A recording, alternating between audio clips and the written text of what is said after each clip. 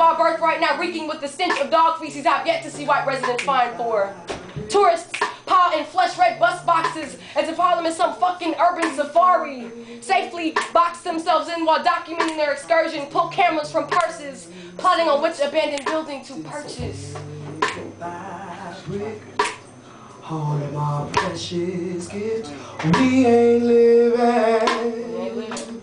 We ain't living. Whoa. People of color to be gutted in this rehab. Harlem, the next decaying frontier to be forged. The black heart of urban darkness, neo-pioneers duck in cabs to avoid.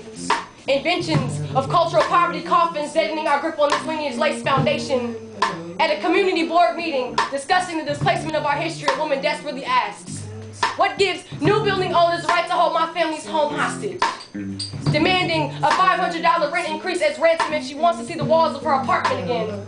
Nudging her 3-year-old son's shoulders forward, he stumbles on words asking, let us stay in our apartment, please. Begging before he grows any manhood to swallow.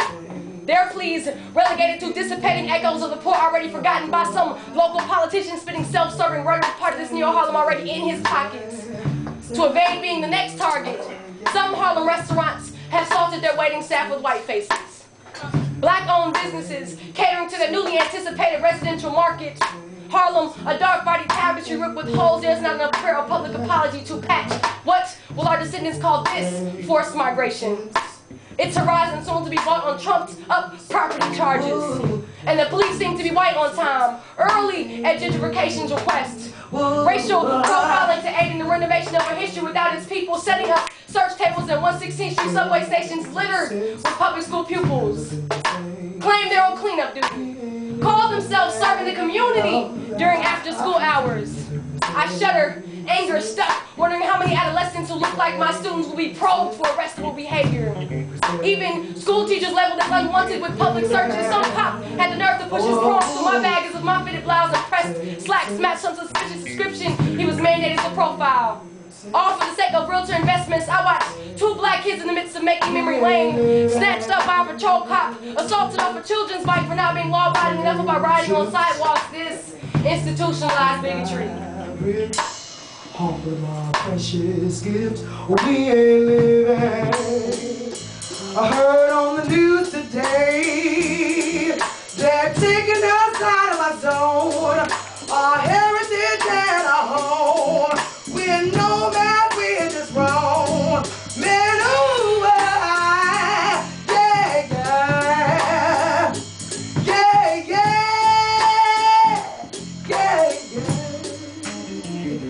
From my living room window, I watch squad cars on predatory patrol in public parks named after our heroes. Men of color becoming deer handcuffed in headlights, paddy wagging out of Marcus Garvey like illegals. And once again, public spaces become no place for black people. Up and crusty niggas call this the neo-renaissance. But my parks are bewildered by the sight of black bodies strung up from our streets like puppets. The Harlem sun split and bleeding from the thought of construction beams. Its landscape now riddled with SOHA labeled construction sites. Our renaissance dismantled landmarks and face by for sale signs. Condemned to a nomadic history. Where will we take our children when we want them to remember us?